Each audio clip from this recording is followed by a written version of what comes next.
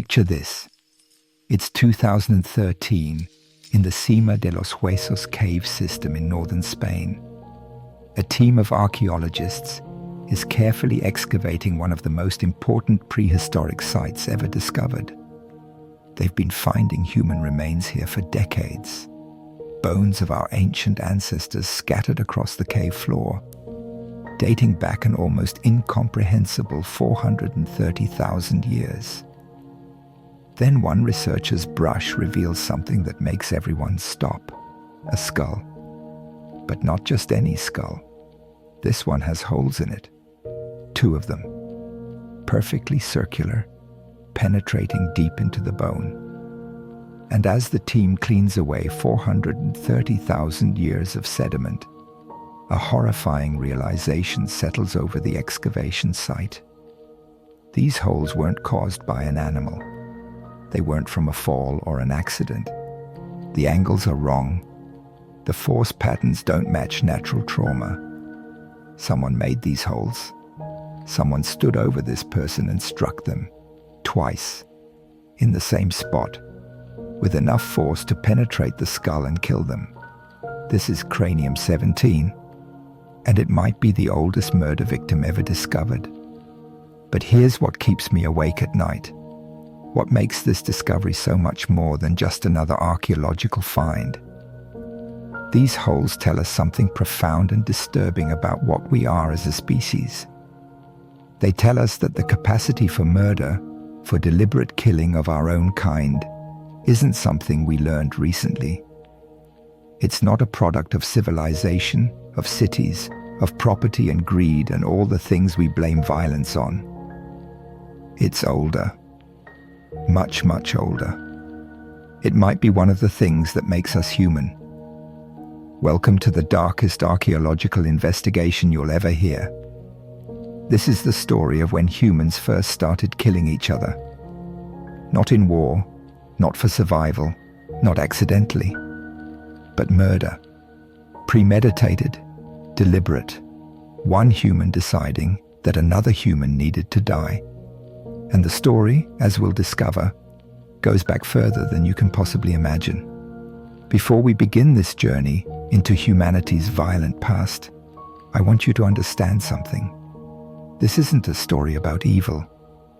It's not about condemning our ancestors or claiming humans are inherently bad. This is about understanding. Because buried in caves and ancient lake beds, preserved in bone and stone, is evidence of something that changed our species forever. The question is, what happened that made killing each other possible? What changed in our minds, in our societies, in our very nature, that allowed one human to look at another and see not a person, but a target? And here's where the story gets really complex. Because as we dig deeper into the archaeological record, we'll find that murder didn't start with Homo sapiens. Our species, modern humans, inherited this capacity from ancestors who lived hundreds of thousands of years before we even existed. We'll find evidence of violence in species that aren't quite human, but aren't quite ape either. We'll discover that the line between us and them, between civilization and savagery, is far blurrier than we'd like to admit. Let me take you back to that Spanish cave. It's not a pleasant place. To reach it, you have to descend 43 feet down a vertical shaft into absolute darkness. The temperature is a constant 50 degrees Fahrenheit. The humidity is crushing. And scattered across the cave floor are the remains of at least 28 individuals, all of them dead around the same time, 430,000 years ago. These weren't Homo sapiens. They were Homo heidelbergensis, an ancestor species that existed before Neanderthals, before modern humans. They had large brains, close to our size, They made sophisticated stone tools. They probably had language or something close to it. They cared for their injured. They may have had culture, traditions, beliefs, and they killed each other. Cranium 17 belonged to a young adult, probably in their late teens or early 20s. We can't tell if they were male or female from the skull alone, but we can tell how they died. Someone struck them on the left side of the forehead with a stone tool or blunt object. The first blow penetrated the outer layer of the skull. It would have been devastating, probably causing immediate unconsciousness. Blood would have poured from the wound. The victim would have collapsed. And then the killer struck again. Same location, same angle, same weapon. Driving it deeper into the skull, into the brain, making absolutely sure this wasn't an accident. This wasn't a fall, a fight gone wrong, an animal attack. This was execution. This was murder. The research team, led by Dr. Nohemi Salah, published their findings in 2015 in the journal PLOS One. They used forensic techniques developed for modern murder investigations.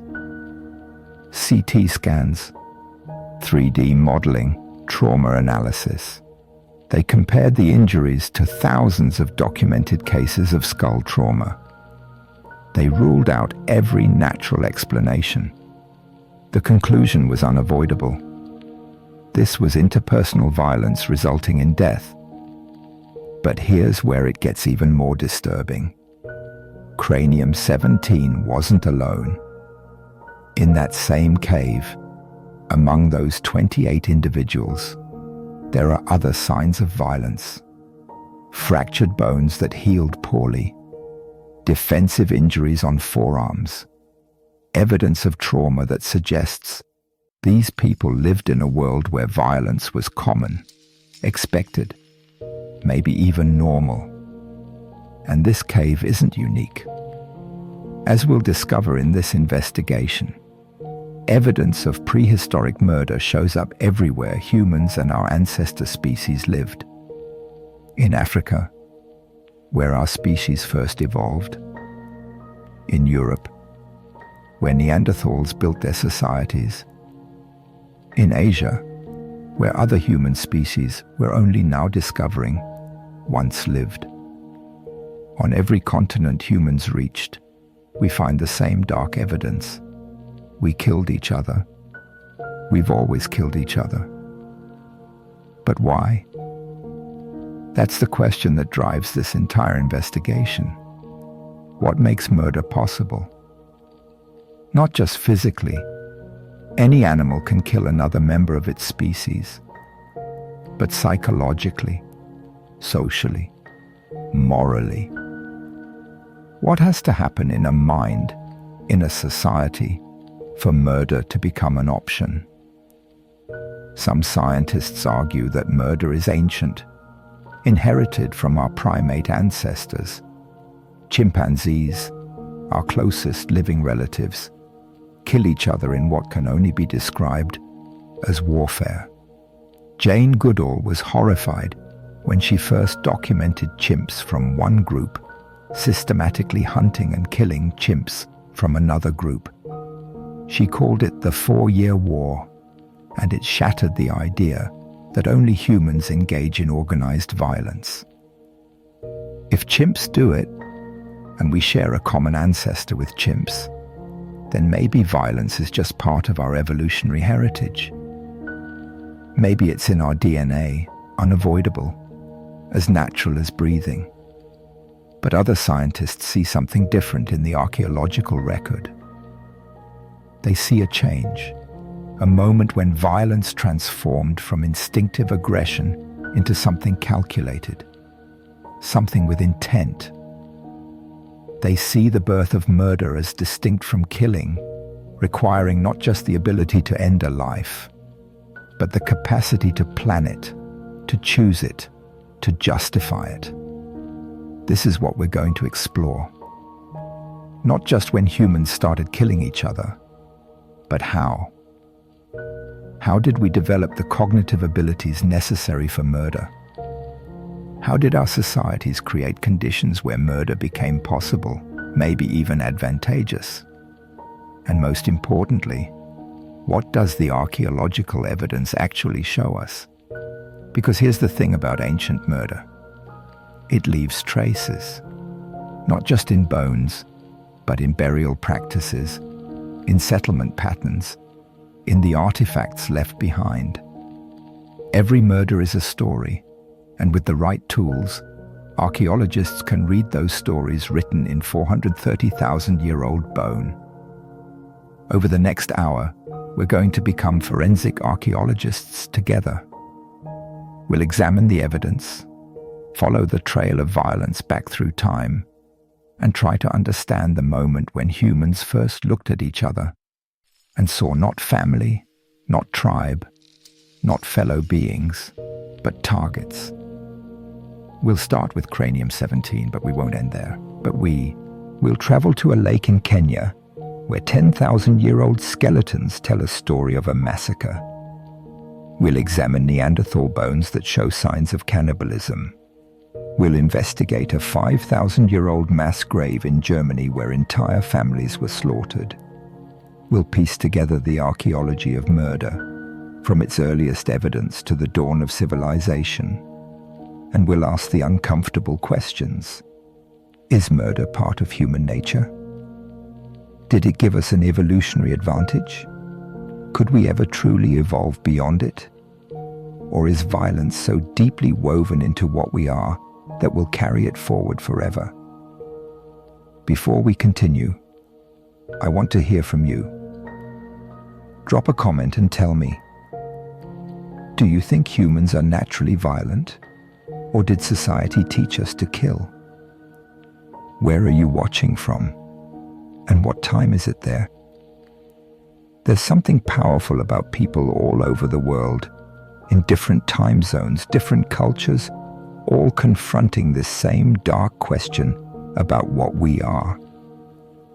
The answer to when humans started killing each other is more complex, more disturbing, and ultimately more human than you might expect.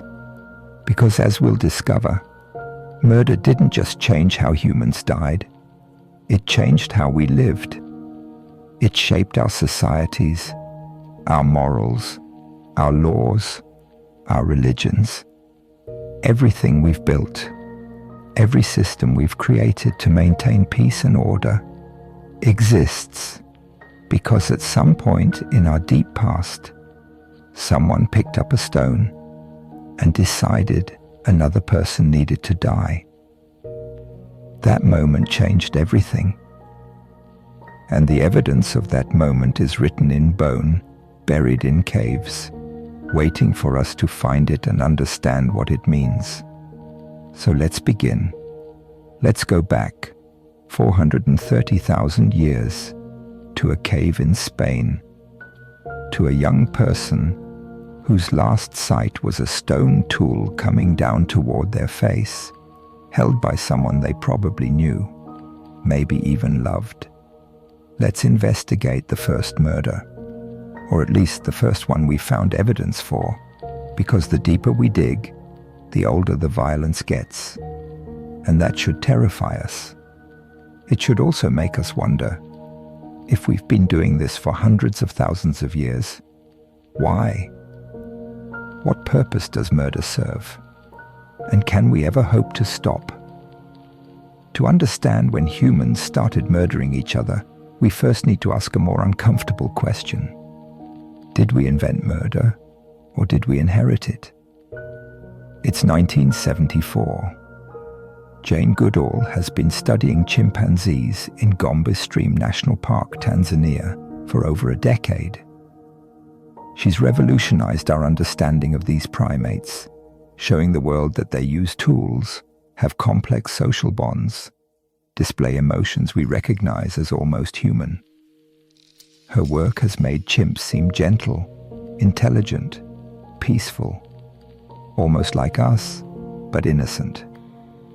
Then something happens that will haunt her for the rest of her life. The Gombe chimpanzee community splits into two groups. It's not unusual. Chimp societies often divide when they get too large. One group, the Kasakela community, stays in the original territory. The other, smaller group, the Kahama community, moves south. For a while, there's peaceful coexistence. The groups see each other occasionally, interact without major conflict. And then the killing starts. January 7th, 1974. A group of 6 adult male Kasakela chimps encounter Gombe, a male from the Kahama community. Gombe is alone, eating in a tree. The Kasakela males attack. They drag him from the tree. They hold him down while others beat him. They bite him, tearing flesh. They twist his limbs. They pound him with their fists and feet. The attack lasts 10 minutes. When they finally leave, Gombe is barely alive, bleeding from multiple wounds. He dies shortly after. This isn't a fight. This isn't self-defense or competition for mates. This is something else entirely. This is coordinated, deliberate killing. And it's just the beginning. Over the next 4 years, the Kasakela males systematically hunt down and kill every adult male in the Kahama community, one by one.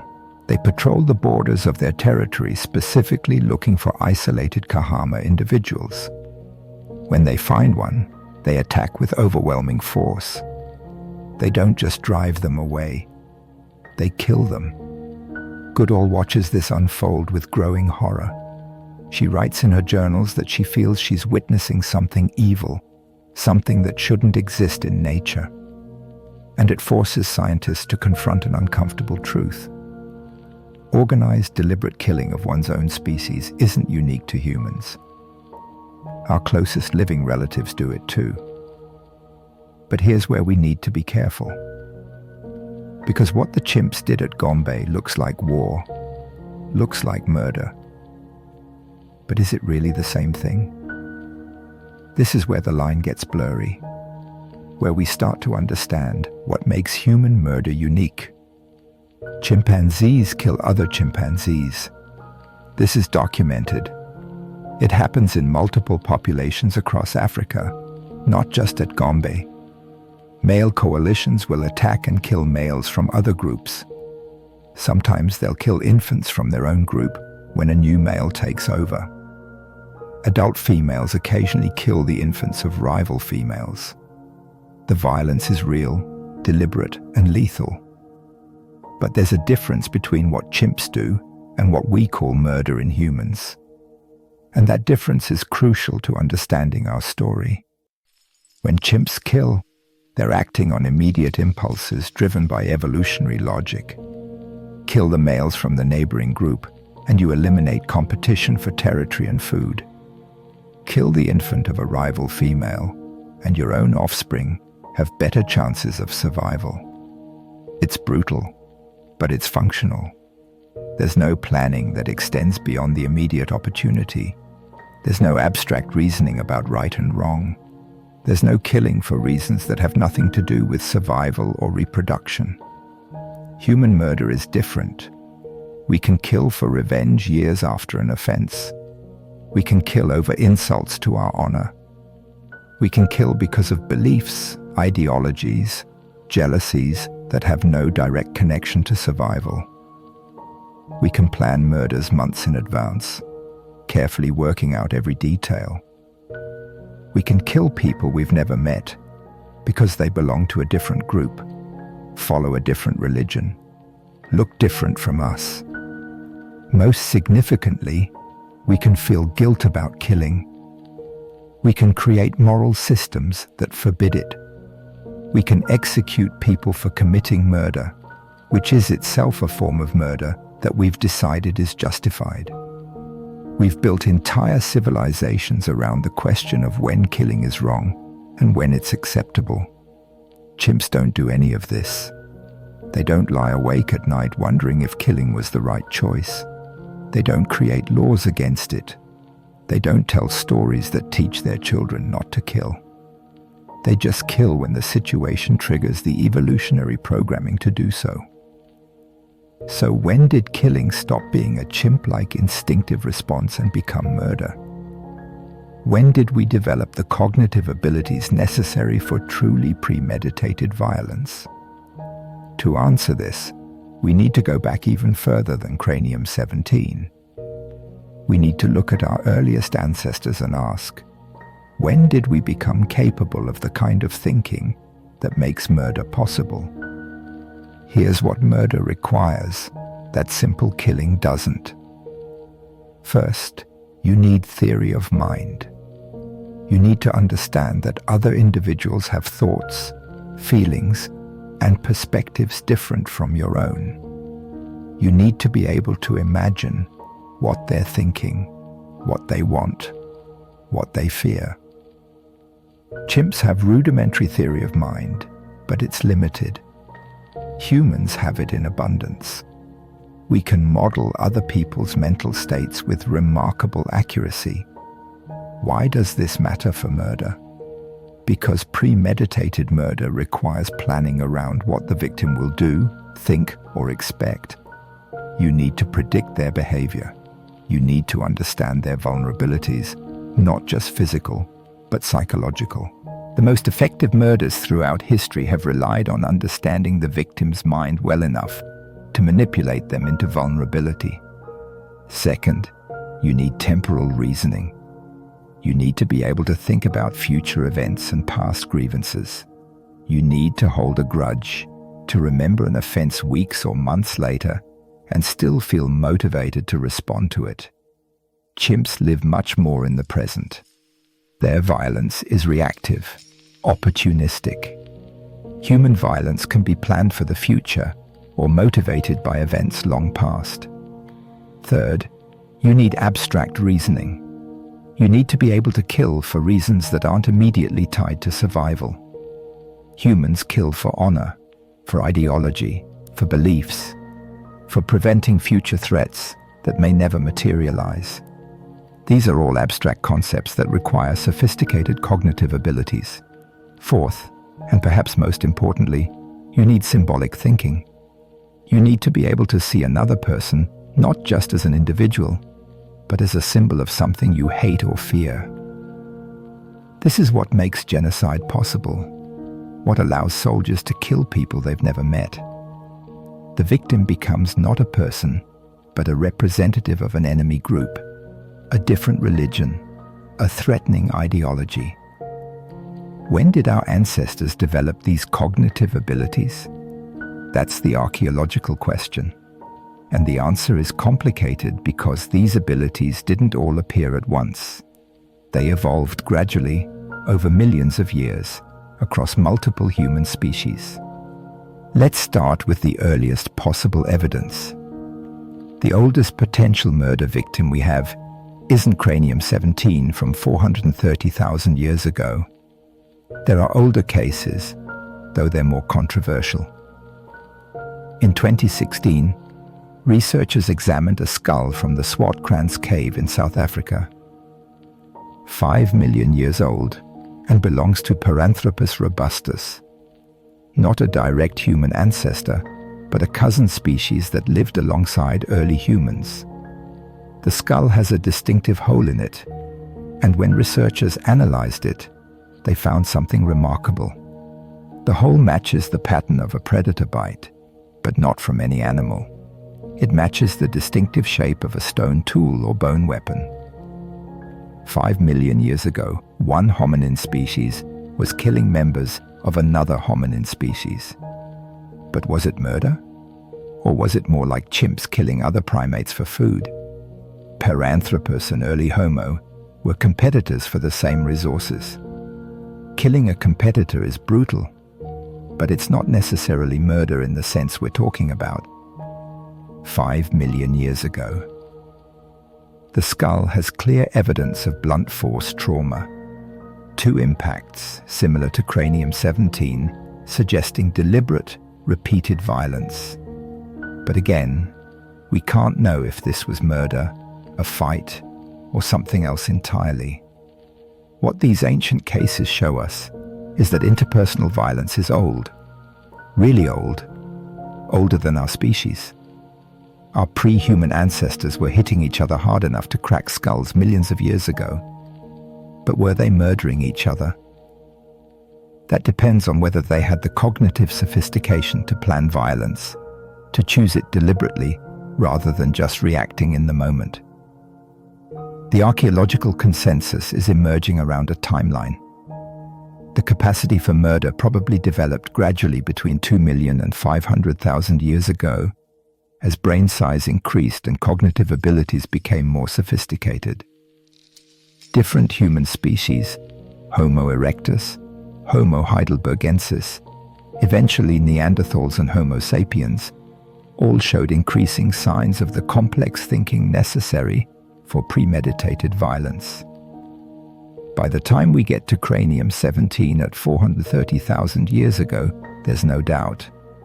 Homo heidelbergensis had large brains, sophisticated tool use, probably language, definitely complex social structures. They had everything necessary for murder. And the evidence on that skull shows they used those abilities to kill each other. But here's the really disturbing part. Once the capacity for murder evolved, once our ancestors became cognitively sophisticated enough to plan and execute deliberate killings, the evidence suggests it became common. Not occasional, not rare, common. The next few 100,000 years of human prehistory are soaked in blood. And as we develop new techniques to analyze old bones, as we dig deeper into caves and ancient sites, we keep finding more evidence. More victims, more violence, more murder. It's almost like once the door opened, once we became capable of seeing each other as targets rather than just fellow beings, we couldn't close it again. The capacity for murder became part of what we are. And every human society since has had to grapple with this legacy, this dark inheritance from ancestors who first looked at each other and saw not family, but threat. In the next part of our investigation, we're going to jump forward to a time when murder wasn't just possible, but apparently epidemic. We're going to visit a place where the archaeological evidence is so overwhelming, so horrifying, that it changes how we think about prehistoric life entirely. We're going to Nataruk, Kenya, and we're going to examine what might be the oldest evidence of a massacre. It's 2012, and a team of researchers is surveying the western shore of Lake Turkana in northern Kenya. This is one of the most important paleoanthropological regions on Earth. The area has yielded fossils of our earliest ancestors going back millions of years. The sediments here are like pages in a book, each layer telling the story of who lived here and when. Then they find something that doesn't fit the usual pattern. Human remains, yes, but not ancient hominins from millions of years ago. These are Homo sapiens, anatomically modern humans, and they're approximately 10,000 years old, right at the end of the Stone Age, just before the agricultural revolution began. At first, it seems like a straightforward archaeological site, a small group of people who died near the lake and were buried in the sediment. But as the excavation continues, as more skeletons are uncovered and analyzed, a horrifying picture emerges. These people didn't die of natural causes. They were killed, violently, systematically, and the evidence preserved in their bones tells a story of terror that still resonates 10,000 years later. Welcome to Nataruk. Welcome to what might be the oldest confirmed massacre in human history. By the time the excavation is complete, the team has uncovered the remains of 27 individuals, men, women, and children. Their bodies tell stories of their final moments, and those stories are nightmares.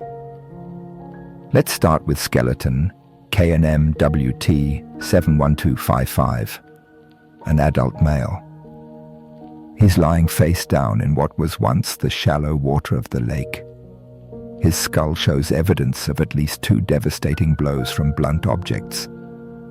But it's his hands that tell the most chilling part of his story. They're positioned in a way that suggests they were bound at the time of death. This man died with his hands tied, unable to defend himself, while someone beat him to death. Skeleton KNMWT 71256 is a pregnant woman. We know she was pregnant because fetal bones were found within her pelvic region. She's lying in a seated position, slumped over, as if she collapsed where she sat. Her skull is fractured. Embedded in the fracture are stone fragments, pieces of the weapon that killed her. Someone struck this pregnant woman in the head with such force that parts of the stone tool broke off and remained lodged in her skull. She wasn't just killed. She was executed, and so was her unborn child. Skeleton KNMWT 71259 is particularly haunting. This individual has multiple projectile wounds. Obsidian bladelets, razor-sharp stone tools, are embedded in their skeleton. One is in the skull, another in the thorax. These aren't accidental injuries. These are the prehistoric equivalent of being shot with arrows. Someone fired these projectiles at this person from a distance, and then, to make sure they were dead, someone came close and delivered blunt force trauma to the head. Of the 27 individuals recovered from Nataruk, at least 12 show clear evidence of violent trauma.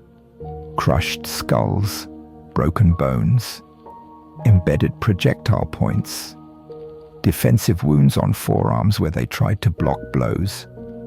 The other 15 individuals don't show obvious trauma, but that doesn't mean they died peacefully. Soft tissue injuries don't preserve. Strangulation doesn't leave marks on bone. Death from blood loss after non-skeletal wounds wouldn't be visible 10,000 years later. What makes Nataruk so significant isn't just the violence. It's the pattern of the violence. This wasn't a battle between 2 warrior groups. This was a massacre of a community. The victims include children, pregnant women, elderly individuals, people who wouldn't have been combatants, people who were killed simply because they were there. The archaeological team, led by Dr. Marta Mirazon-Lar, published their findings in 2016 in the journal Nature. Their conclusion was stark. This is evidence of prehistoric warfare. Not individual murder, not a raid gone wrong, but organized violence designed to kill an entire group of people. Think about what this means. 10,000 years ago, these weren't soldiers. These weren't armies with uniforms and hierarchies. These were Stone Age hunter-gatherers. Small bands of people living by hunting and foraging, moving with the seasons, living in temporary settlements. According to the traditional view of human prehistory, these people lived in relatively peaceful, egalitarian societies. Violence was supposed to be rare, limited to individual disputes. Nataruk destroys that comfortable myth, because Nataruk shows us that even before agriculture, before cities, before property and wealth, and all the things we blame violence on, humans were killing each other en masse.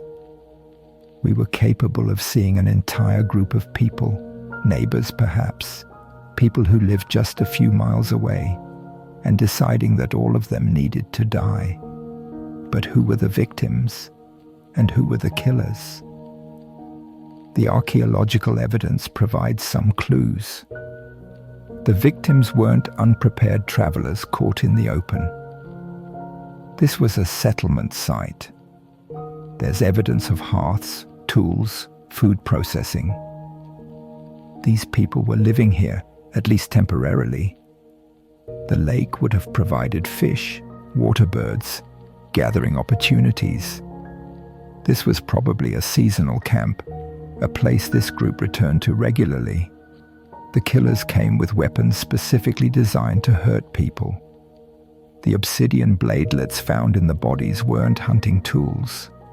They're too small and fragile for taking down large game, but they're perfect for warfare, for inflicting serious wounds on human targets. Someone made these weapons knowing they would be used against people. The attack appears to have been coordinated. Multiple victims show similar trauma patterns, suggesting they were killed around the same time in similar ways. Some bodies are clustered together, suggesting people were grouped before being killed. The presence of bound victims indicates planning, control, execution rather than chaotic violence. This was a raid, a deliberate attack on a community, planned and executed with the intent to kill everyone.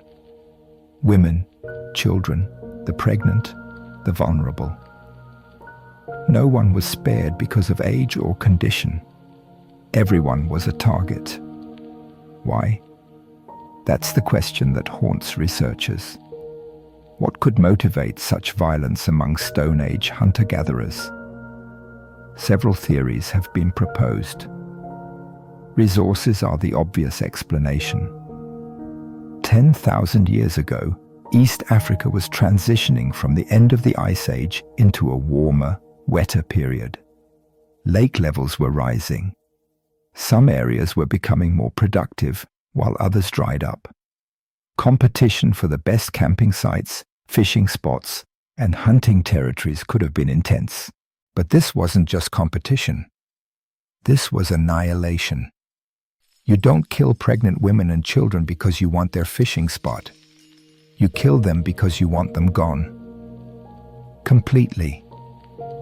You want to erase that group from existence. Some anthropologists suggest this might be evidence of territorial expansion. The attackers wanted this territory, and the most effective way to claim it was to eliminate everyone who had a claim to it. Kill the current occupants, and the land is yours with no one to dispute it. Others point to the possibility of revenge. Maybe this was retaliation for an earlier attack. Maybe these victims had done something to the attackers' group, and this was payback. The cycle of violence that we see throughout human history, where each attack justifies the next, could be 10,000 years old. There's also a darker possibility. Maybe the attackers killed these people simply because they could, because they were different, because they weren't part of the attackers' group, and therefore didn't count as people who deserve to live. The psychological mechanism that allows humans to dehumanize those who aren't like us, to see them not as people, but as things, as threats, as targets. Once you've done that mental transformation, killing them becomes not just possible but justified, even necessary. The Neanderthal massacre forces us to confront an uncomfortable truth. The capacity for genocide might be older than civilization. We didn't learn to kill entire groups of people from cities and empires and modern weapons. We were doing it in the Stone Age, with stone tools and wooden clubs. And Neanderthal isn't alone. As researchers have started looking more carefully at prehistoric human remains, they've found evidence of mass violence at multiple sites around the world. A 7,000-year-old mass grave in Germany, with victims showing blunt force trauma and projectile wounds. A 5,000-year-old site in Sweden, with scattered human bones showing cut marks and evidence of violent death. Sites in North America, South America, Asia, Europe. Everywhere humans lived, we find the same dark evidence. Violence wasn't rare in prehistory. It was common, maybe even normal. But here's what makes the Nataruk massacre particularly significant for our investigation into the first murder. This isn't individual violence anymore. This isn't one person killing another in a moment of rage or calculation. This is organized, coordinated violence involving multiple attackers working together to kill multiple victims. This is war. And war is murder scaled up, systematized, justified by the group rather than the individual. Murder required cognitive sophistication, theory of mind, planning, abstract reasoning. War requires something else on top of that. It requires social organization complex enough to coordinate violence. It requires group identity strong enough to override individual moral qualms. It requires a system of beliefs that makes killing not just acceptable, but necessary. 10,000 years ago, at Nataruk, all of these elements were in place. Humans had evolved not just the capacity to murder each other individually, but to do it collectively, systematically, as a group activity. And the evidence suggests this happened long before Nataruk. The massacre at the lake is just the clearest, best preserved example. But the pattern of violence goes back much further. In our next section, we're going to examine what happened between Cranium 17 at 430,000 years ago and Nataruk at 10,000 years ago. We're going to look at the Neanderthals and ask a question that will disturb you. Were they victims of the first genocide? 40,000 years ago, Europe was not an empty continent, waiting for humans to discover it. It was occupied. For over 300,000 years, Neanderthals had been living there, thriving in Ice Age conditions that would kill modern humans in days. They were master hunters, sophisticated tool makers, probably had language, definitely had culture. They cared for their injured, buried their dead with what appears to be ritual, created art, possibly had religious beliefs. They were people, not Homo sapiens, but people nonetheless.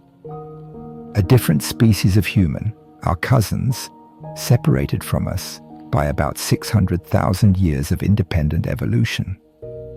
And then, around 45,000 years ago, Homo sapiens showed up in Europe. By 40,000 years ago, Neanderthals were in steep decline. By 30,000 years ago, they were gone, extinct. After successfully occupying Europe for hundreds of thousands of years, they disappeared within 10,000 to 15,000 years of our arrival. That's not a coincidence. We know it's not a coincidence because this pattern repeats everywhere. In the Middle East, Neanderthals disappeared shortly after modern humans arrived. In Central Asia, the same pattern. Wherever Homo sapiens expanded, Neanderthals vanished. So what happened? Did we kill them? Is the extinction of the Neanderthals the first genocide? Did our ancestors systematically murder another human species until none remained? This is one of the most controversial questions in archaeology, and the answer is far more complex and disturbing than a simple yes or no. Let's start with what we know for certain. We know that Homo sapiens and Neanderthals interacted. We know this because if you have European, Asian, or Middle Eastern ancestry, you have Neanderthal DNA. About 2 to 4% of your genome comes from Neanderthal ancestors. This means our species didn't just coexist. We interbred, repeatedly, over thousands of years. Some of these interactions were clearly not violent. There are clear instances of interbreeding, which means there were relationships, even if brief, between Homo sapiens and Neanderthals. Some scientists argue this suggests peaceful coexistence, or at least periods of peace. But interbreeding doesn't preclude violence. In fact, throughout human history, interbreeding has often occurred alongside extreme violence. Conquering groups reproduce with conquered populations while simultaneously destroying their culture and independence. The presence of Neanderthal DNA in us doesn't tell us about peace, it just tells us about sex. So what does the archaeological evidence tell us about violence? The first thing we need to understand is that finding direct evidence of prehistoric murder is rare. Bodies decompose, bones scatter, predators scavenge remains. Most violence leaves no trace after tens of thousands of years. So the absence of evidence isn't evidence of absence. Just because we haven't found many Neanderthal skeletons with obvious signs of violence doesn't mean violence was rare. But we have found some evidence. And what we found is disturbing. In 1899, in a cave near Krapina, Croatia, archaeologists discovered the fragmentary remains of multiple Neanderthals dating to about 130,000 years ago. The bones were scattered, broken, and mixed with animal bones and stone tools. Many of the bones showed cut marks consistent with butchery. Some were broken open in ways that suggest marrow extraction. For over a century, scientists debated what this meant. Some argued it was evidence of Neanderthal cannibalism. Neanderthals eating other Neanderthals. Others suggested it was burial practice, ritual processing of the dead. Still others claimed it was natural post-mortem damage. Then, in the 1990s, researchers started using new forensic techniques to analyze the Krapina bones. They compared the cut marks to experimental butchery of animals and to known cases of cannibalism. The conclusion was unsettling. The cut marks on the Neanderthal bones are consistent with butchery for consumption. These Neanderthals were processed for food. This discovery was followed by others. At Moulin-Guercy in France, 100,000-year-old Neanderthal remains showed clear evidence of defleshing and marrow extraction. At El Cedron in Spain, 49,000-year-old Neanderthals showed cut marks, percussion marks, and evidence of systematic processing. The bones were fresh when they were broken and cut, not ancient remains being disturbed. Neanderthals were eating other Neanderthals. This is now beyond scientific dispute. The question is, why? Some cannibalism in prehistoric humans seems to be ritual. The careful processing of bones, the selection of certain body parts, the context of burial sites, all suggest that some cannibalism was part of funeral practices. Consuming the dead as a way of honoring them, keeping them part of the community, exists in recent human cultures and probably existed in deep prehistory. But other evidence suggests survival cannibalism. During periods of resource scarcity, during harsh winters when normal prey was unavailable, consuming other humans might have been a desperate survival strategy. And then there's the third, darkest possibility: cannibalism as an act of violence and dominance. Eating your enemies, not for nutrition, but as an ultimate expression of defeating them. This is documented in historical human societies, and there's no reason to think Neanderthals wouldn't have done the same. But here's where the Neanderthal question gets really complicated, because most of the cannibalized Neanderthals we've found were killed and consumed by other Neanderthals. This is Neanderthal on Neanderthal violence. It tells us that Neanderthals were capable of murdering each other, but it doesn't tell us about violence between Neanderthals and Homo sapiens. For that, we need to look at a different kind of evidence. And it's here that the genocide question becomes real. There are no mass graves of Neanderthals with obvious signs of being killed by Homo sapiens. We haven't found battlefields where the two species fought. We haven't found Neanderthal settlements destroyed by human raiders. The smoking gun doesn't exist. What we have instead is circumstantial evidence. And that evidence paints a disturbing picture. First, the timing. Neanderthals survived multiple ice age cycles, multiple climate catastrophes for hundreds of thousands of years. They were clearly resilient, adaptable, successful. Then Homo sapiens arrives, and within 15,000 years, Neanderthals are extinct. That's a geological eye blink. Something changed radically when we showed up. Second, the pattern of disappearance. Neanderthals didn't die out all at once across Europe. They disappeared region by region, following the spread of Homo sapiens. As modern humans moved into an area, Neanderthals disappeared from that area within a few thousand years. They were pushed into increasingly marginal territories, mountainous regions, peninsula edges, areas where resources were scarce. This looks a lot like displacement.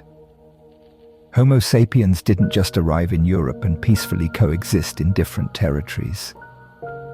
We took the best territories. We pushed Neanderthals out of the river valleys, the coastal areas, the prime hunting grounds. We forced them into refugia, isolated pockets where they struggled to survive. Third, the population dynamics. Genetic studies suggest that Neanderthal populations were never very large, maybe 50,000 to 100,000 individuals spread across Europe and Western Asia at their peak. Homo sapiens populations, even when they first arrived in Europe, were probably larger. And Homo sapiens were expanding, their numbers growing rapidly. In any conflict between these groups, Homo sapiens had overwhelming numerical advantage. Even if individual encounters were relatively balanced, even if Neanderthals won as many fights as they lost, the mathematics of population size meant that Homo sapiens could sustain casualties that would be catastrophic for Neanderthals. Think about it this way. If a band of 30 Neanderthals encounters a band of 50 Homo sapiens and violence breaks out, even if casualties are equal on both sides, that's proportionally much worse for the Neanderthals. Lose 10 individuals, and the Neanderthal band is crippled. The Homo sapiens band is hurt but viable. Over thousands of years, even low-level persistent violence could drive Neanderthals to extinction simply through demographics. Fourth, and perhaps most compellingly, there's the evidence of competition. At sites where Neanderthals and Homo sapiens overlapped in time, we can see differences in how they lived. Homo sapiens had more sophisticated weapons, particularly projectile weapons that could kill at a distance. Homo sapiens had more extensive trade networks, accessing resources from hundreds of miles away. Homo sapiens had more diverse diets, more flexible hunting strategies, better cold weather clothing. In direct competition for resources, Homo sapiens had significant advantages. But competition doesn't require violence, right? Maybe Neanderthals just lost the economic competition and died out naturally. Except that's not how territorial animals work. And both Neanderthals and Homo sapiens were territorial. When two groups compete for the same resources in the same territory, violence is almost inevitable. The stronger group doesn't politely ask the weaker group to move. They drive them out. And in prehistory, driving someone out of their territory often meant killing them. There's one more piece of evidence that suggests violence between the species. At several sites in Europe, we find Neanderthal remains from the period when Homo sapiens first arrived that show signs of increased stress. Poor nutrition, healed injuries, evidence of difficult living conditions. These are Neanderthals under pressure, struggling to survive in ways they hadn't been before. What creates that kind of pressure? The most obvious answer is competition and conflict with a new, aggressive competitor species, us. So did we commit genocide against the Neanderthals? If genocide means a systematic, coordinated effort to exterminate another group, then probably not. There's no evidence of Homo sapiens hunting down every last Neanderthal with the explicit goal of making them extinct. But did violence between Homo sapiens and Neanderthals contribute significantly to their extinction? Almost certainly. Did we displace them from their territories through a combination of competition and violence? The evidence strongly suggests yes. Did individual bands of Homo sapiens kill Neanderthal bands they encountered? Given what we know about prehistoric human violence, it would be shocking if they didn't. The Neanderthals weren't killed in a single genocidal campaign. They were killed gradually, over thousands of years, through a combination of direct violence, displacement from prime territories, competition for resources, and probably some diseases we brought with us. Death by 1,000 cuts rather than one catastrophic blow. But the end result was the same. An entire human species gone. And we were the primary cause. This raises a profound and disturbing question. If we drove our closest relatives, our cousin species, to extinction through violence and competition, what does that say about our capacity for violence against our own species? If we could exterminate the Neanderthals, who were so similar to us that we could interbreed with them, what couldn't we do to each other? The answer is written in the archaeological record of the last 10,000 years, and it's even darker than what came before. In our next section, we're going to fast forward to the dawn of civilization and ask, did agriculture and settled life reduce violence, or did it make everything worse? Around 10,000 years ago, something revolutionary happened. In multiple locations around the world, humans stopped being exclusively hunter-gatherers and started farming. We domesticated plants and animals. We built permanent settlements.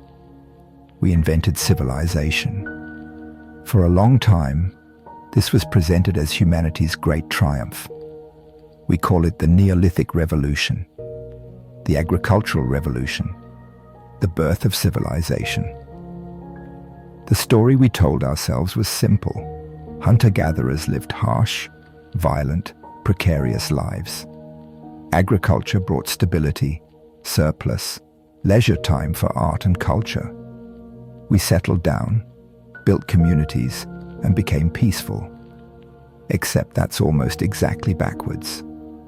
The archaeological evidence from the Neolithic period, the early agricultural era, shows a horrifying spike in violence. Not a reduction, an explosion. The transition to agriculture didn't make us more peaceful. It made us deadlier. Let me show you what I mean. Let's visit Thalheim, Germany, in the year 1983. Construction workers are preparing to build a new housing development when they discover something in the soil. Bones. Lots of bones. The police are called, thinking it might be a recent crime.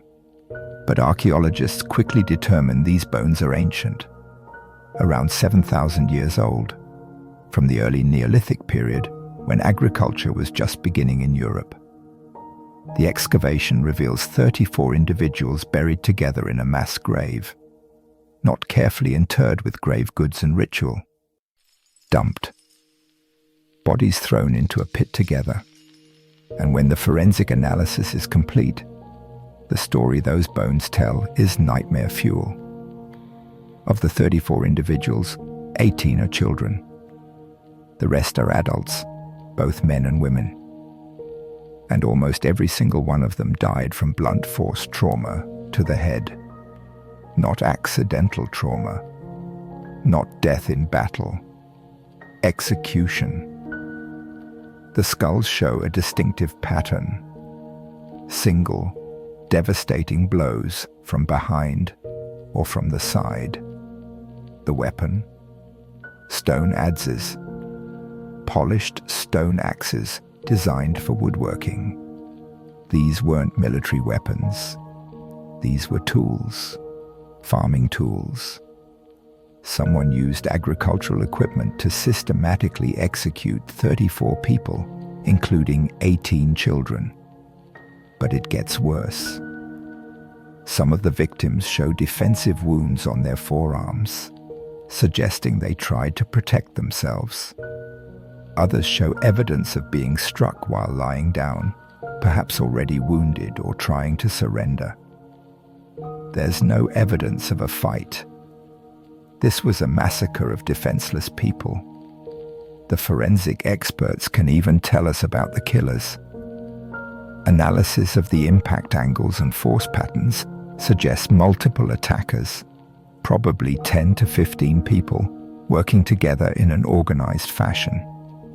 They killed everyone systematically, methodically, then threw the bodies in a pit and moved on. Who were these victims? DNA analysis suggests they were a family group, all related. This was probably an entire village or settlement. Grandparents, parents, children, infants, wiped out in a single event. The attackers showed no mercy based on age or sex. Everyone died.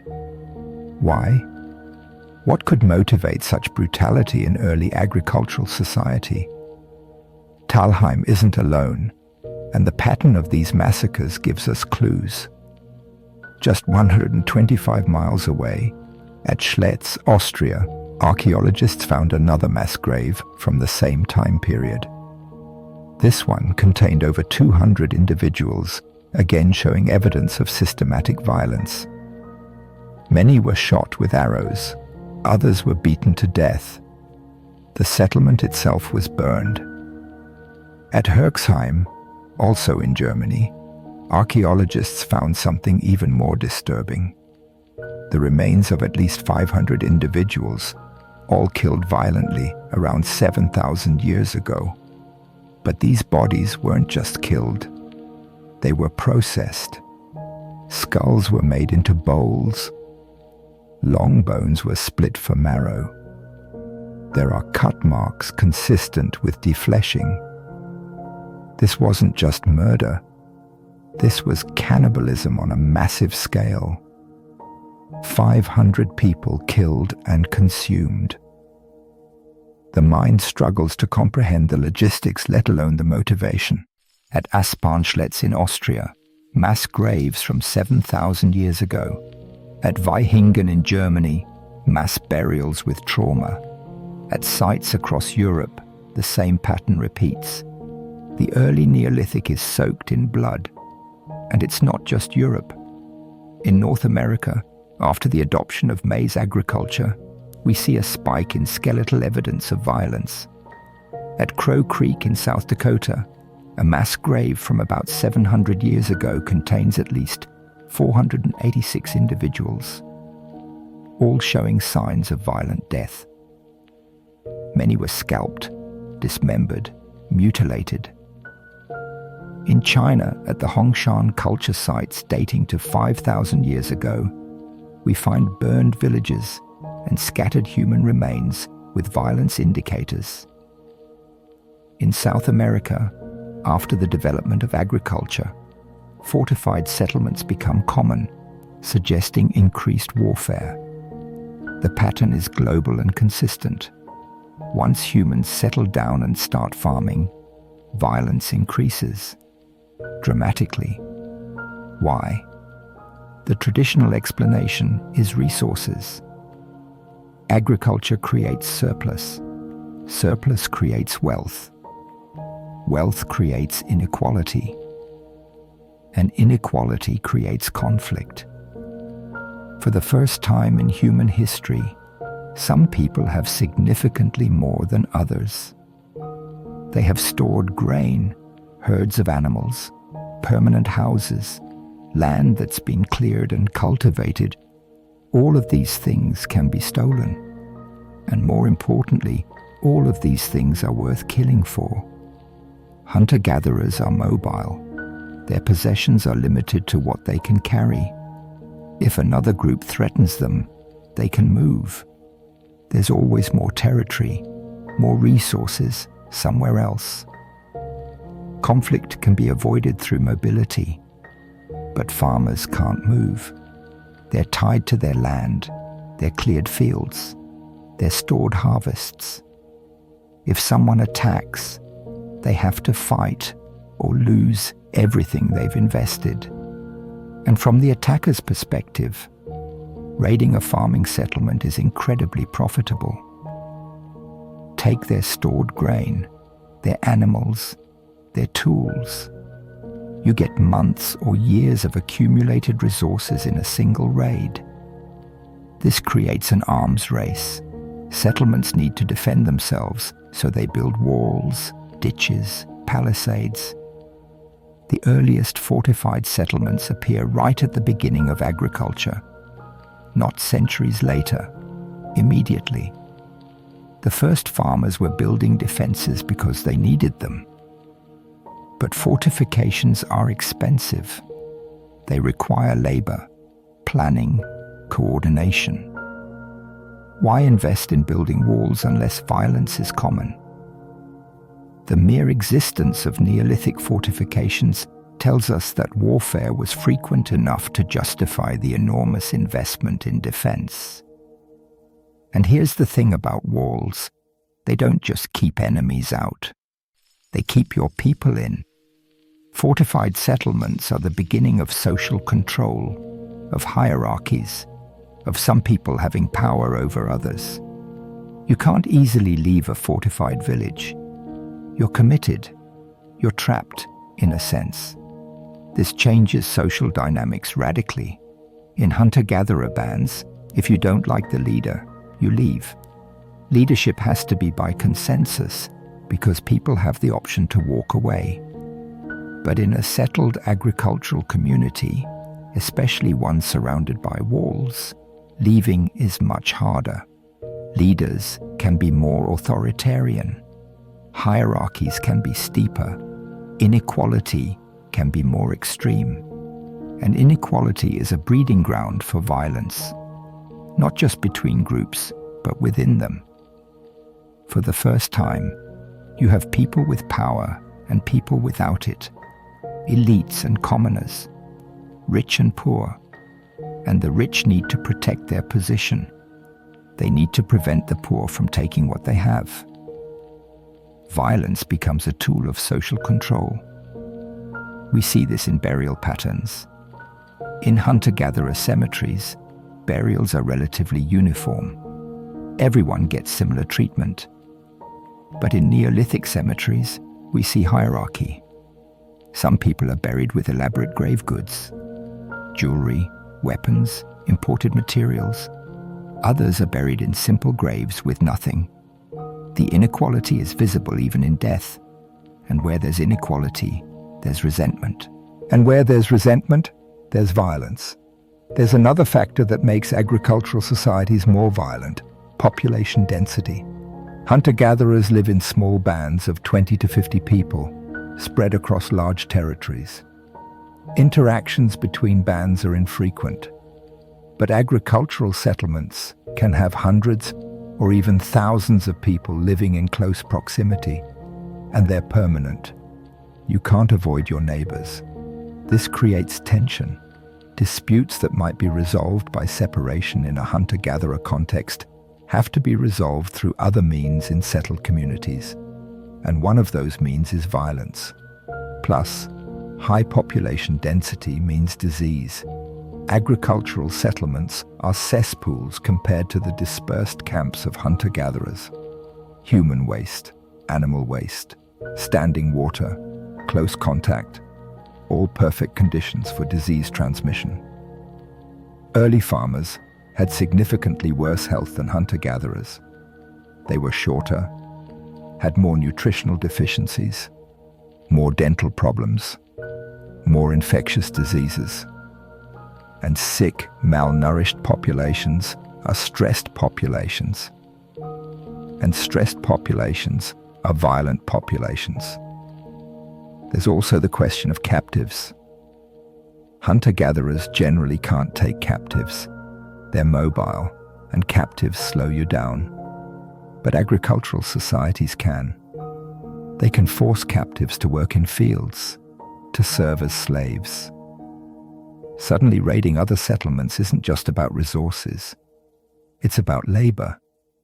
It's about taking people and making them work for you. This adds a new dimension to violence. You're not just killing enemies. You're selecting who to kill and who to enslave. Women and children become valuable as potential slaves. Men become threats to be eliminated. The massacres we see at sites like Talheim start to make sense in this context. Kill the men who might resist. Take the women and children as slaves. This is the dark heart of agricultural society. The same revolution that gave us civilization, that gave us art and writing and cities and everything we associate with human achievement, also gave us systematic violence on a scale never seen before. Slavery, warfare, massacre, genocide, all become routine in agricultural societies. The Nataruk massacre at 10,000 years ago looks like an outlier among hunter-gatherers.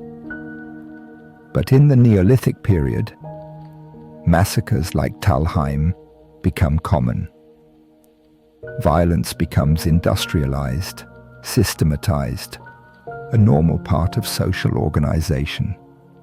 And it only gets worse as societies become more complex, because once you have agriculture, you can support specialists, warriors who don't farm but fight full-time, leaders who organize violence on a large scale.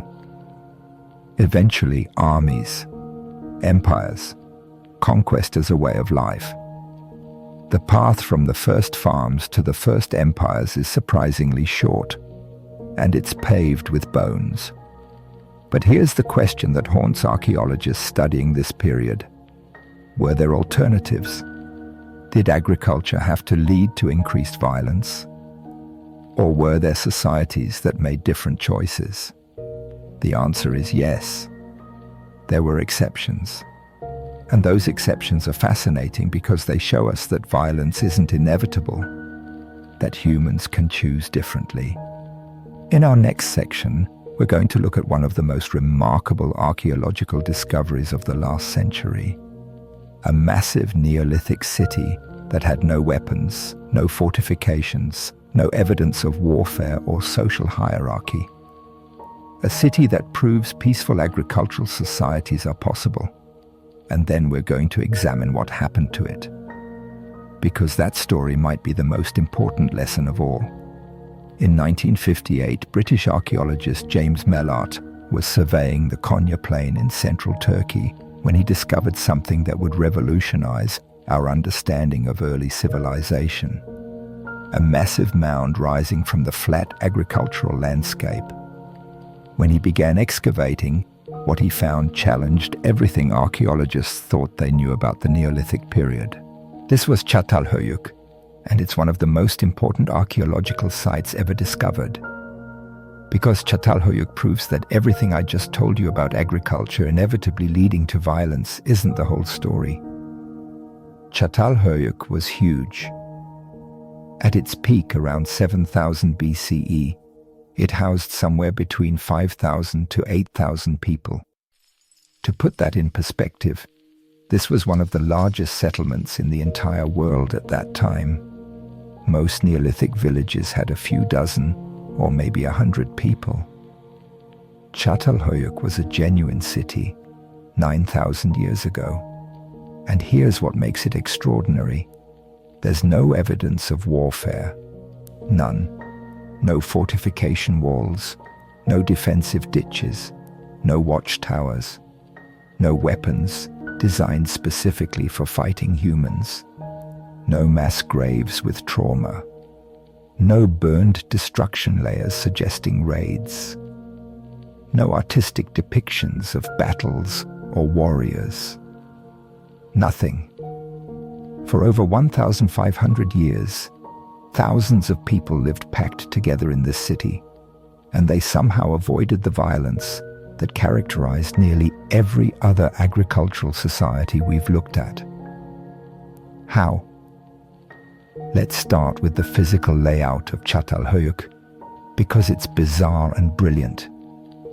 The houses were built right next to each other, sharing walls, with no streets between them.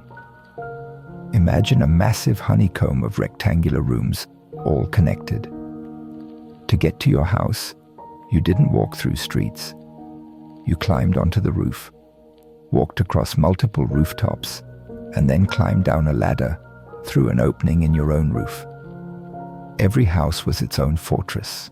There were no doors at ground level. The only entrance was through the roof. If someone wanted to attack you, they'd have to climb onto your roof while you were inside, and then descend through a hole where you could simply wait with a club. It's nearly impossible to fight your way into a house when you have to climb down a ladder head first. But more importantly, this layout meant there were no central authority buildings, no palace, no temple that dominated the city. Every house was roughly the same size, built in the same style. There was remarkable equality in the architecture itself. The burial evidence supports this. Çatalhöyük residents buried their dead under the floors of their houses, and archaeologists have excavated hundreds of these burials. What's striking is how uniform they are. Some people have slightly more grave goods than others, but the differences are minimal. There's no obvious elite class, no warrior aristocracy, no priestly hierarchy. The artistic evidence is equally fascinating. Çatalhöyük has elaborate art, wall paintings, sculptures, decorated skulls. But the art doesn't depict warfare, conquest, or dominant leaders. Instead, it shows hunting scenes, animals, geometric patterns, and mysterious religious imagery, including figures that might represent goddesses or female ancestors. There are no artistic celebrations of violence, no depictions of heroes defeating enemies, no monuments to military victories. The things that dominate the art of later civilizations are completely absent. So how did they do it? How did thousands of people live together for over a millennium without falling into the violence pattern we see everywhere else? Several factors seem to have been crucial. First, Çatalhöyük was located in an area of extraordinary abundance. The Konya plain was fertile, well-watered, rich in wild resources. The people of Çatalhöyük farmed wheat and barley, herded sheep and cattle. But they also hunted and gathered extensively. They weren't dependent on a single food source. If one resource became scarce, there were alternatives. This abundance seems to have prevented the resource competition that drove violence elsewhere. There was enough for everyone. Raiding your neighbors didn't make sense because you already had what you needed. Second, the social organization appears to have been remarkably egalitarian.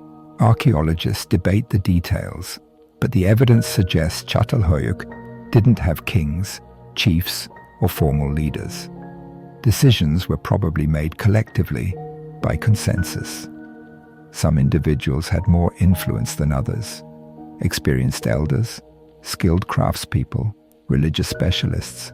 But this influence was based on respect and knowledge, not coercive power.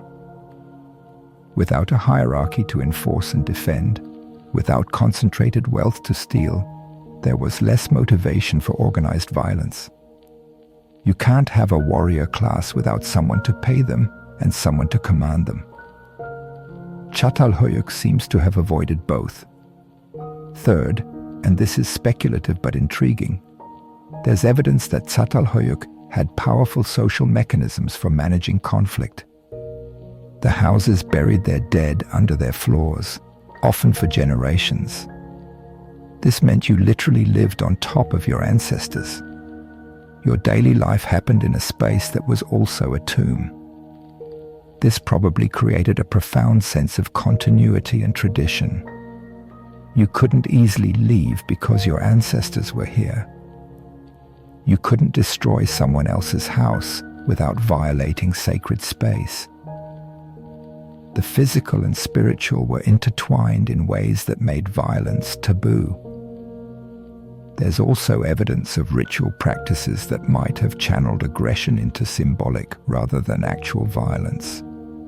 At certain times, the houses would plaster over their walls and start fresh with new paintings. Old objects would be buried. Figurines would be deliberately broken and deposited in specific locations. These acts might have served as rituals of renewal, ways of symbolically destroying and recreating the social world without actual violence. Release tension through controlled symbolic acts, rather than letting it explode into murder. But here's the critical question. If Çatalhöyük proves that peaceful agricultural societies are possible, why didn't this model spread? Why isn't the world full of cities like Çatalhöyük? Why did the violent model win? The answer is tragic and revealing. Around 6000 BCE, Çatalhöyük began to decline. The population decreased. New buildings stopped being constructed. By 5600 BCE, the city was largely abandoned. What happened? Climate change was part of it. The Konya Plain began to dry out. The abundance that had made peace possible started to diminish. As resources became scarcer, the social mechanisms that had prevented violence began to break down. But there's evidence of something else too. In the later levels of Çatalhöyük, we start seeing signs of increasing inequality. Some houses have more elaborate decorations. Some burials have more grave goods. The egalitarian structure seems to have been eroding. And most tellingly, in the final phases of occupation, we find evidence of violence. Not widespread massacre, but individual acts of violence that were absent from the earlier periods. Skulls with healed fractures, bones with cut marks. The peace was breaking. What this suggests is that Çatalhöyük's peaceful existence wasn't inevitable or permanent. It required specific conditions, abundant resources, egalitarian social structures, powerful cultural mechanisms for managing conflict. When those conditions changed, when abundance decreased and inequality increased, violence returned. And here's the really depressing part. Once Çatalhöyük declined, the cities that replaced it in Anatolia and the broader Middle East were nothing like it. They had kings and armies. They had fortification walls and weapons. They glorified warfare and conquest. The peaceful model didn't spread. The violent model did. Why? Because violent societies have an advantage in competition with peaceful ones. If your neighbor is organized for warfare and you're not, they can conquer you, take your resources, kill or enslave your population. Peace is a luxury that only works when everyone chooses it. One violent society in a region, and everyone else has to become violent to survive. This is the depressing logic of prehistoric violence. It only takes one society to choose warfare, and everyone else is forced to adapt or perish. The violent strategy spreads not because it makes people happier or healthier, but because it wins conflicts. We see this pattern repeatedly in the archaeological record. Peaceful societies exist, sometimes for centuries. Then a more militant group arrives or arises nearby. And the peaceful society either adopts warfare to defend itself or gets destroyed. The Pueblo peoples of the American Southwest lived in relatively peaceful societies for centuries, building elaborate cliff dwellings and creating sophisticated cultures. Then violence increased, probably due to resource stress and the arrival of more militaristic groups. By the time Europeans arrived, warfare was common in the region. The Indus Valley Civilization, one of the largest Bronze Age civilizations, shows little evidence of warfare for over 1,000 years. No weapons in burials, no fortifications around cities, no artistic glorification of violence. Then it collapsed around 1900 BCE, and the successor cultures in the region were militaristic, with clear evidence of warfare and social stratification. Again and again we see the same pattern. Peace is possible but fragile. Violence, once it appears, spreads and persists. This brings us to perhaps the most disturbing realization of our entire investigation. Murder and warfare aren't just unfortunate accidents of human nature. They're evolutionarily stable strategies. They persist because, under certain conditions, they work. Societies that are willing to kill have advantages over societies that aren't. This doesn't mean violence is inevitable or that we're doomed to endless warfare. Çatalhöyük proves that large-scale human societies can exist peacefully for long periods. But it does mean that peace requires constant effort, specific social structures, and favorable conditions. When we look at the full span of human prehistory, from Cranium 17 at 430,000 years ago to the dawn of recorded history, we see a species gradually becoming more capable of violence and more organized in its application. Not because we're evil, but because violence solved problems. It secured resources, eliminated competitors, defended territories, and maintained social hierarchies. Murder became a tool, and like any successful tool, it was refined, improved, and passed down through generations.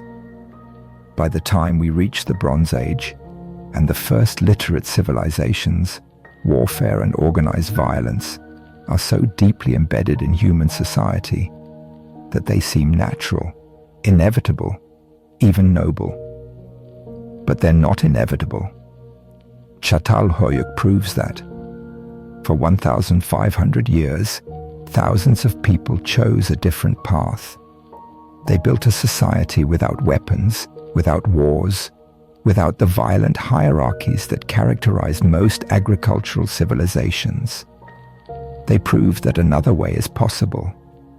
But their eventual decline also shows us how difficult it is to maintain that alternative when surrounded by societies that choose violence. In our final sections, we're going to bring this investigation full circle. We're going to ask, what have we learned from this journey through prehistoric violence?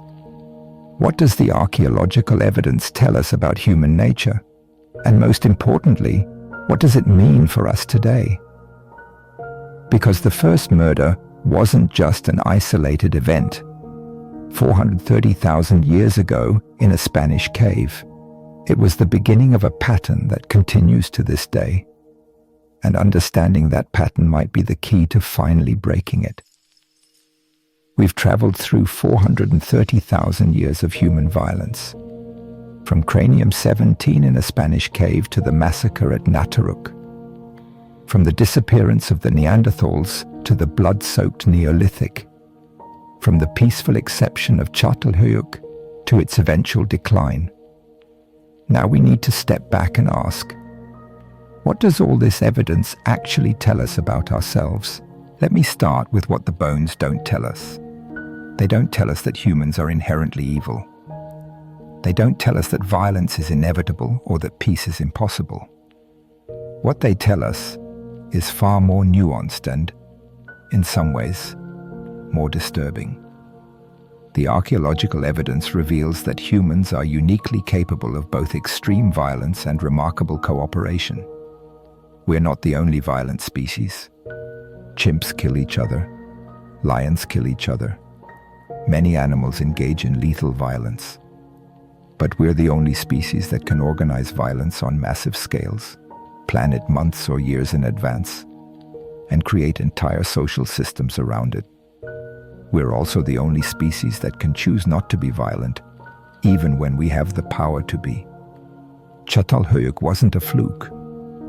Throughout history, there have been societies that chose peace, that built social structures to prevent violence, that found ways to resolve conflicts without killing. This dual capacity for extreme violence and for deliberate peace is what makes us human. And it's rooted in the same cognitive abilities that make us unique among species. Remember what I said murder requires: theory of mind, temporal reasoning, abstract thinking, symbolic cognition. These are the exact same abilities that allow us to create art, tell stories, build civilizations, make scientific discoveries, and love people we've never met.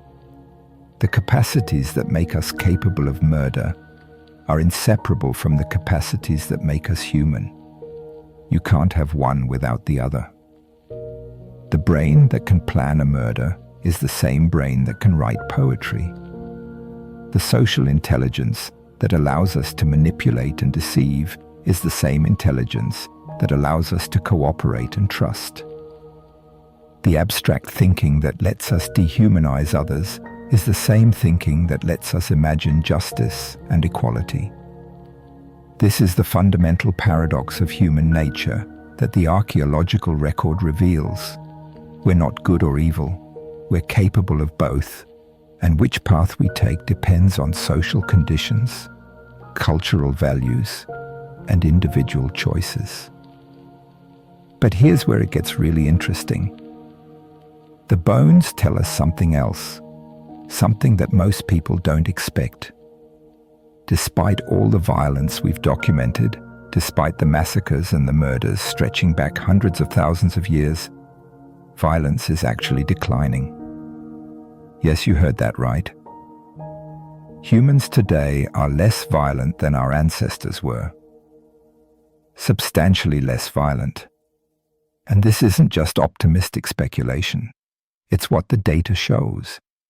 When researchers analyze skeletal remains from different time periods and calculate the percentage of individuals showing evidence of violent death, a pattern emerges.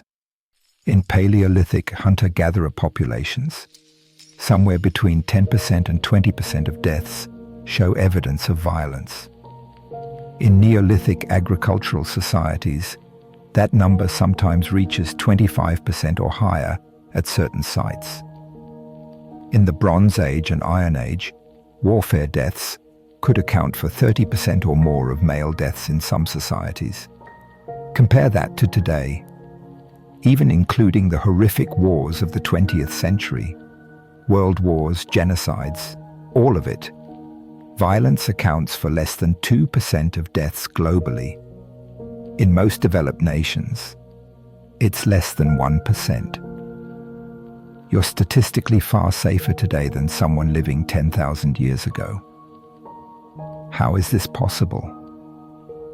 If violence is part of human nature, if it's been with us for hundreds of thousands of years, if it spreads because it's evolutionarily advantageous, how have we managed to reduce it so dramatically? The answer lies in something we've built over those hundreds of thousands of years: culture, social institutions, systems for managing conflict without violence. Think about what happens when you have a dispute with someone today. Maybe a neighbor plays loud music. Maybe someone damages your property. Maybe someone insults you. In prehistoric times, your options were limited. You could accept it, or you could respond with violence. There was no police force to call, no courts to adjudicate disputes, no higher authority to appeal to. But today, you have alternatives. You can call the police, you can sue, you can file a complaint with authorities, you can use social pressure through community organizations. You have dozens of non-violent options for resolving conflicts, and these options usually work, at least in stable societies. This is the key insight. Violence declines when there are effective alternatives, when social institutions provide ways to resolve disputes, protect property, and punish wrongdoing without individuals having to resort to violence themselves. The state monopoly on violence, the idea that only the government can legitimately use force, is one of humanity's most important inventions. It's not perfect, and it can be abused, but it dramatically reduces individual violence. You don't need to murder someone who wrongs you because the state will punish them for you. This didn't exist in prehistory. The victims at Nataruk couldn't call the police. The people of Talheim had no courts to appeal to. When conflicts arose, violence was often the only option. The strong dominated the weak, and there was no higher power to prevent it. But over thousands of years, humans gradually built institutions to manage conflict. Tribal councils that could arbitrate disputes. Chiefs who could enforce rules.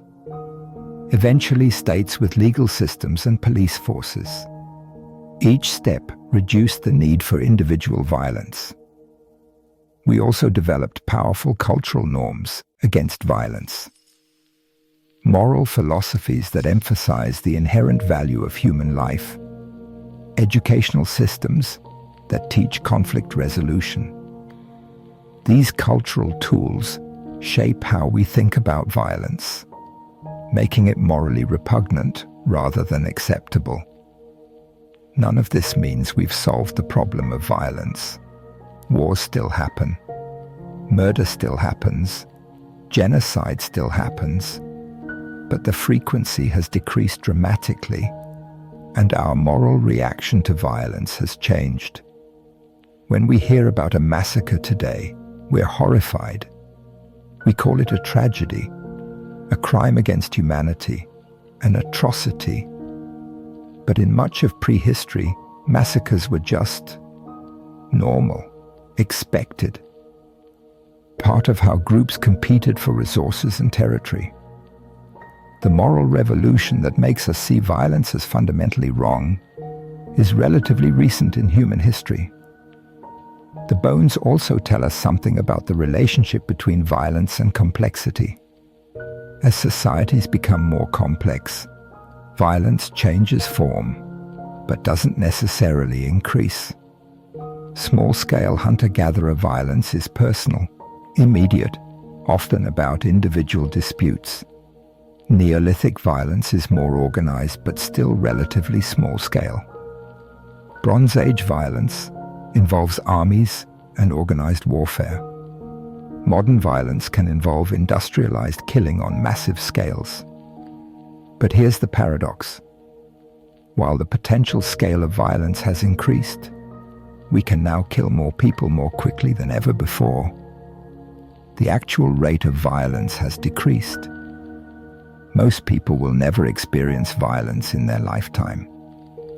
Most conflicts between nations are now resolved through diplomacy, trade, and international law rather than warfare. This suggests that violence isn't simply about human nature. It's about social organization, available alternatives, cultural values, and institutional structures. Change those factors, and you can change the level of violence. The bones also reveal something about the victims of prehistoric violence that's important to remember. They were people, not abstractions, not statistics, but individuals with lives, families, hopes, fears. The young adult whose skull became Cranium 17 had parents who probably mourned them. The pregnant woman at Nataruk had dreams for her child. The 18 children at Talheim played, laughed, loved, and lived before someone decided they needed to die. When we study prehistoric violence, we're not just analyzing data. We're bearing witness to human tragedy that occurred so long ago that no one remembers it. We're giving voice to victims who have been silent for thousands or hundreds of thousands of years. And in doing so, we're learning lessons that are desperately relevant today. Because the same factors that drove prehistoric violence, resource competition, us versus them thinking, social inequality, the absence of conflict resolution mechanisms still drive violence today. The technology has changed, the scale has changed, but the fundamental dynamics remain. Understanding where violence comes from, seeing it not as an aberration, but as a capacity we've carried for hundreds of thousands of years, helps us understand how to reduce it. We can't eliminate the capacity for violence. It's too deeply woven into what makes us human. But we can create social conditions where violence becomes rare, where alternatives exist, where cultural norms make it unthinkable. This is what the bones ultimately tell us. Violence is part of our inheritance, written into our deep evolutionary history. But so is cooperation, empathy, the capacity to choose peace even when violence is possible. Which aspect of our nature dominates depends on us, on the societies we build, on the choices we make. The first murder happened hundreds of thousands of years ago. It won't be the last murder. But the fact that we can study these ancient acts of violence, understand them, learn from them, and consciously work to reduce modern violence shows something profound about human nature. We're not slaves to our evolutionary past. We're capable of learning, changing, choosing different paths. The bones show us where we've been, but they don't determine where we're going. That's up to us. And understanding this dark history, really understanding it, not flinching away from the horror of it, is the first step toward ensuring that future archaeologists, if they exist, will find far fewer victims in our remains than we found in our ancestors. In our final section, we're going to bring this investigation to a close by examining what it all means for us today. What should we do with this knowledge? How should understanding the deep history of violence change how we think about modern conflicts? And is there hope that we can finally break the cycle that started with that first deliberate killing hundreds of thousands of years ago? Let's return to where we started. Cranium 17.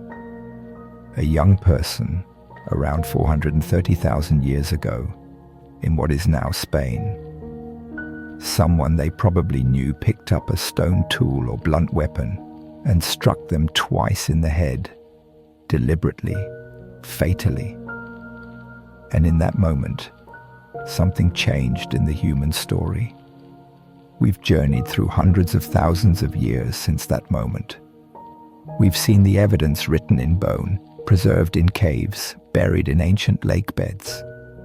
We've witnessed the massacre at Nataruk, the disappearance of the Neanderthals, the blood-soaked Neolithic, the brief flourishing of peaceful Çatalhöyük. We've followed the trail of violence from its earliest evidence to the threshold of recorded history. Now we need to ask, what does all of this mean? Not just as historical curiosity, but as knowledge that should shape how we understand ourselves and our world today.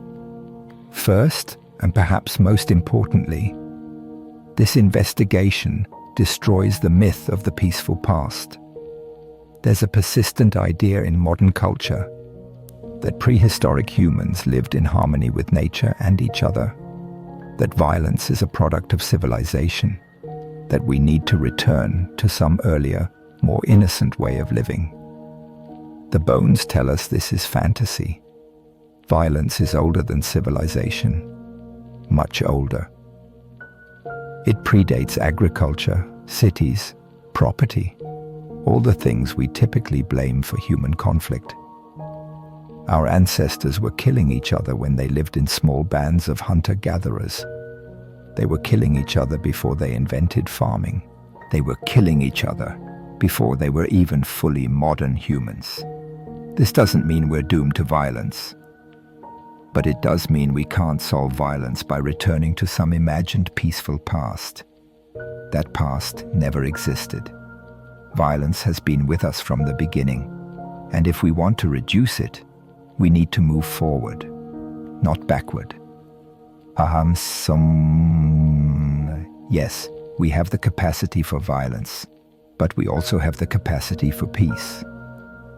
The same brain that can plan a murder can also create systems to prevent murder. The same social intelligence that allows us to organize warfare also allows us to organize peacekeeping. What determines which capacity dominates isn't genetics or instinct.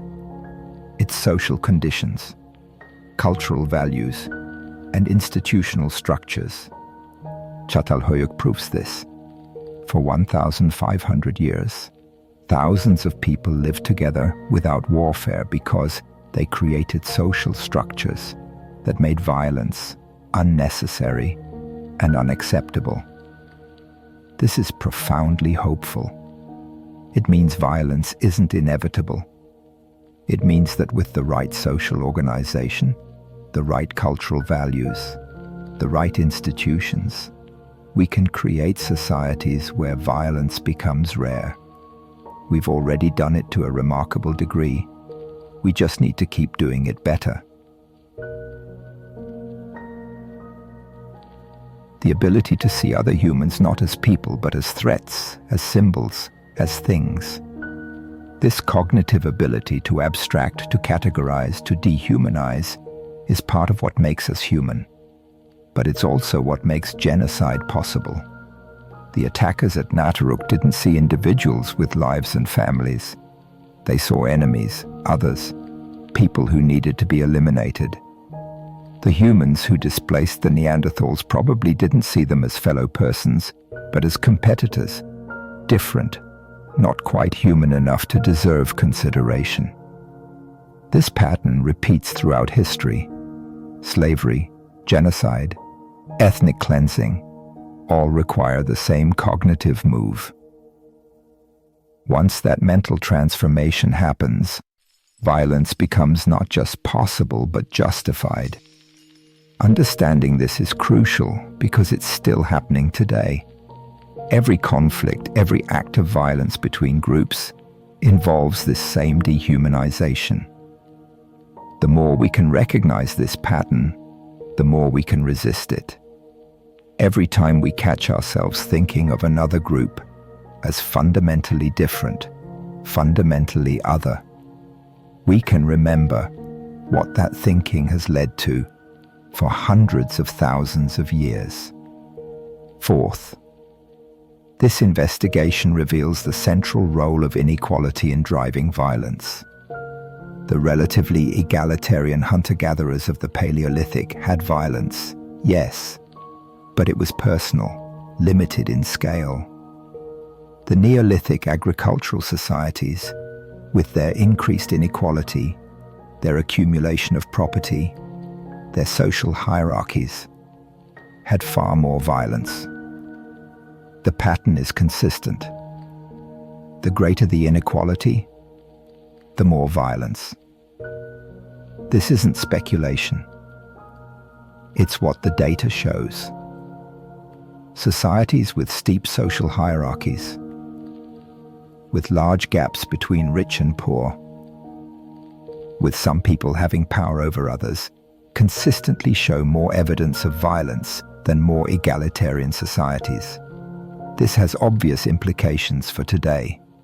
If we want to reduce violence, reducing inequality is essential. Not just economic inequality, though that matters, but all forms of hierarchy and power imbalance. The more equal a society, the less violence it experiences. This is true in prehistory, and it's true now. Fifth, this investigation shows the crucial importance of alternatives to violence. Prehistoric humans often resorted to violence because they had no other options. No courts, no police, no higher authority to appeal to. When resources were scarce and your family was starving, raiding a neighboring group might be the only option. When someone wronged you, personal revenge might be your only recourse. But we've built alternatives. Legal systems, international law, conflict resolution mechanisms, social safety nets, democratic institutions. These aren't perfect, far from it. But they dramatically reduce the need for violence. Every time we strengthen these institutions, every time we create new alternatives to violence, we make the world safer. This means that maintaining and improving these institutions is one of the most important things we can do. Democracy, human rights law, international cooperation, social welfare systems. These aren't luxuries or optional features of modern society. They're violence prevention mechanisms, and they work. Sixth, and this is subtle but important, this investigation reveals that violence isn't always obvious. The most harmful violence in prehistory often wasn't direct killing, but structural violence. Social systems that denied some people resources, autonomy, dignity. The slaves in early agricultural societies suffered violence, even if they were never struck. The women and children denied agency and voice, experienced violence, even without visible wounds. This reminds us that preventing violence means more than just preventing murder and warfare. It means creating societies where everyone has access to resources, where everyone has voice and agency, where no one is systematically oppressed. The violence that leaves no marks on bones is still violence, and it still needs to be addressed. So what do we owe the victims whose bones tell this story? What do we owe Cranium 17, the people of Nataruk, the Neanderthals, the 18 children of Talheim, and countless others whose deaths we've examined? We owe them memory. They died in violence so long ago that no one mourned them, no one remembered them, no one knew their names. For hundreds of thousands of years, they've been silent. Now, through archaeology, they have voice again, and that voice tells us something important. This is what happens when violence goes unchecked. This is what humans do to each other when there are no alternatives, no institutions, no cultural norms strong enough to prevent it. We owe them learning.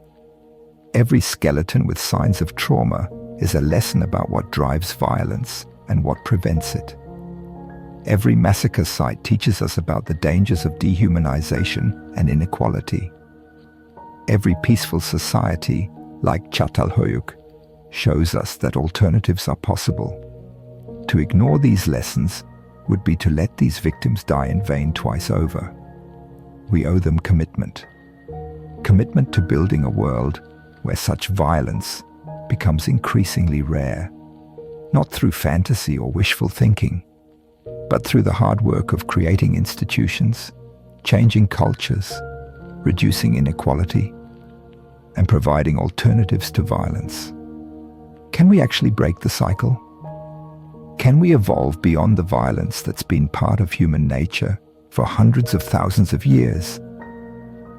The honest answer is, we don't know.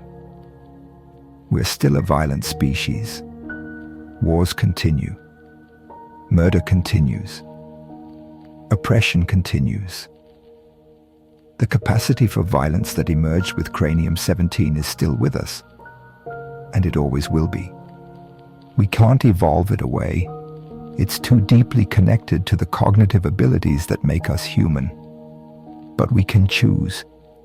And that's the crucial difference between us and our ancestors. They didn't have the knowledge we have. They didn't understand the deep history of violence. They didn't have the accumulated wisdom of thousands of generations showing what works and what doesn't in reducing violence. We do.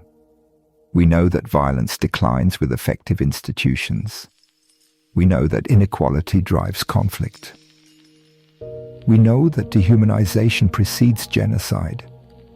We know that alternatives to violence work. We know that cultures can change, that values can shift, that what seems normal in one generation can become unthinkable in the next. The decline in violence over the past 10,000 years isn't accidental. It's the result of countless conscious choices by countless humans to build something better, to create laws instead of relying on revenge, to form communities instead of remaining in isolated bands, to trade instead of raid, to trade instead, to cooperate instead of compete to the death. Every time someone chose to resolve a conflict peacefully when they could have chosen violence, they bent the arc of history a tiny bit further away from the pattern established by the first murder. Multiply those choices by billions of people over thousands of years, and you get the world we live in today. Still violent, yes, but vastly less violent than the world of our ancestors. We can continue that trajectory. We can keep choosing peace, keep building institutions, keep working toward greater equality, keep expanding the circle of who counts as us until it includes all of humanity. It won't be easy. The pull of our violent past is strong, but it's possible. The bones prove it. The first murder happened 430,000 years ago. We can't undo it. We can't bring back Cranium 17 or any of the countless victims of prehistoric violence.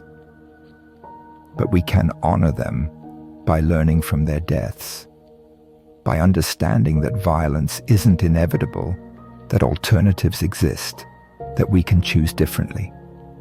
Every person watching this has that choice. Every day, in small ways and sometimes large ones, we all face moments where we can choose violence or choose peace, choose dehumanization, or choose recognition of shared humanity, choose selfishness, or choose cooperation. Individually, these choices seem small, but collectively, across millions of people, they determine what kind of species we become. Will we be defined by Cranium 17, by Nataruk, by Talheim? Or will we be defined by Satalhoyuk, by the slow but steady decline in violence, by the choice to build institutions that make peace possible? The bones of our ancestors can't answer that question. Only we can. And every day, through our choices, we do. The investigation is complete. The evidence is clear. We are a species capable of both extreme violence and remarkable peace. Which aspect of our nature dominates depends on the social conditions we create and the choices we make. The first murder changed human history. What we do with that knowledge might change it again. The question is, will we finally break the cycle that started in that Spanish cave 430,000 years ago? Or will future archaeologists, digging through our remains, find the same sad evidence of violence that we've found in the bones of our ancestors? That's not a question I can answer, but it's a question we all need to ask ourselves.